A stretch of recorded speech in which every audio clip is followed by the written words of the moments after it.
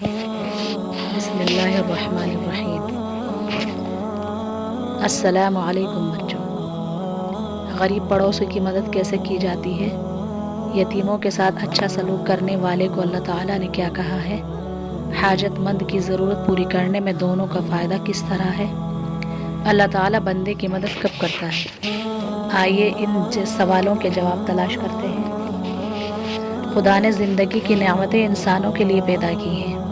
جب ہم ان نعمتوں کو استعمال کرتے ہیں تو اس کا شکر ادا کرنا چاہیے۔ نعمتیں دینا اس کا کام ہے اور شکر کرنا ہمارا کام۔ اس لیے پہلا کام تو یہ ہونا چاہیے کہ ہم یہ دیکھیں کہ خدا نے ہمیں جو کچھ دیا ہے کسی اور کو تو اس کی ضرورت نہیں ہے۔ اگر ہمارے محلے اور پڑوس میں کوئی غریب رہتا ہے تو اس کی ضرورتیں پوری کرنا ہمارا فرض ہے۔ یہ ضروری نہیں کہ وہ مانگے تو ہم اس کی مدد کریں، بلکہ ہمیں خود اس کی مدد اور خبر گیری میں پہل کرنی چاہیے۔ اگر ہم مسکین اور ضرورت مند لوگوں کا خیال نہیں رکھتے تو اللہ تعالیٰ کے سامنے ہمیں جواب دینا پڑے گا۔ اللہ تعالیٰ نے ایسے شخص کو بہت برا کہا ہے جو یتیموں کے ساتھ اچھا سلوک نہیں کرتا اور مسکینوں کو کھانا کھلانے کی ترغیب نہیں دیتا۔ جب کوئی شخص اپنی ضرورت کا اظہار کرے، اگر ہو سکے تو اس کی مدد کرنی چاہیے، ورنہ اس کو نرمی سے جواب دینا چاہیے۔ اللہ تعالیٰ کا فرمان ہے وَأَمَّا السَّائِلَ فَلَا تَنْهَرْ، ترجمہ، اور مانگنے والے کو جھڑکی نہ دینا۔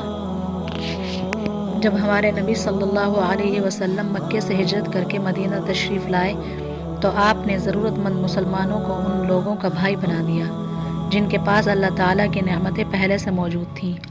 چنانچہ مسلمان بھائیوں نے اپنی ضرورت مند بھائیوں کی بے مثال مدد کی۔